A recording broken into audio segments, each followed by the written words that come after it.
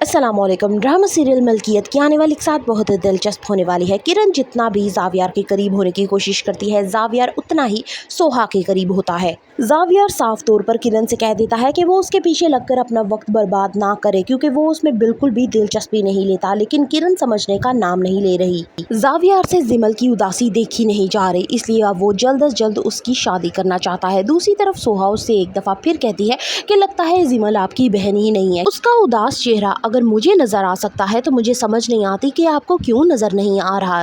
ज़किया घर वापस तो आ जाती है, लेकिन उसके तौर तरीके बिल्कुल नहीं बदलते। वो अब भी सोहा पे वैसे ही हुक्म चलाती है जैसे सोहा उसकी कोई नौकरानी हो। दूसरी तरफ ज़किया जो है वो देखती है कि सोहा के ठाट बाट ही बदल चुके हैं, तो अब वो उससे हसद करने लगती है। जिमल ज़ारा से जावियार की शिकायत करती है कि मैं उसका इतना ख्याल करती हूँ, लेकिन वो तो हर वक्त सोहा के आगे पीछे फिरता है और उसी के कामों में लगा रहता है। सोहा को इस घर से जब तक नहीं निकाला जाएगा, जावियार कभी भी मेरा नहीं हो सकता। किरण की इस बात पर ज़ारा सोच में पड़ जाती है।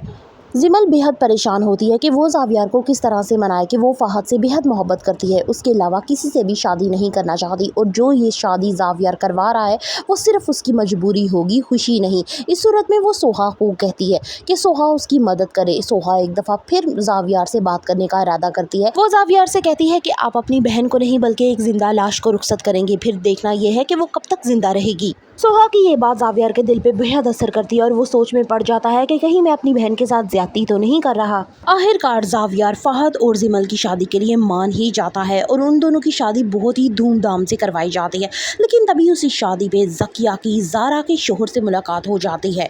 ज़ारा के शोहर की पर्सनैलिटी और ठाट बाट देखकर ज़किया इतनी मुतासिर होती है कि ना चाहते हुए भी अब उन दोनों की जिंदगी में दखल अंदाजी शुरू कर देती है। जिमल की शादी पे जावियार को सोहा बेहद पसंद आती है। वो उसे प्रपोज करता है और यूं इन दोनों की कुछ ही दिनों में शादी हो जाती है। इस तरह ज़किया के हस्न और जलन की आग मजीद बढ़ने लगती है।